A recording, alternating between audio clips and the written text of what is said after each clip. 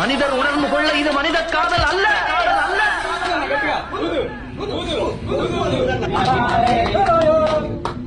அதையும் தாண்டி புனிதமானது புனிதமானது புனிதமானது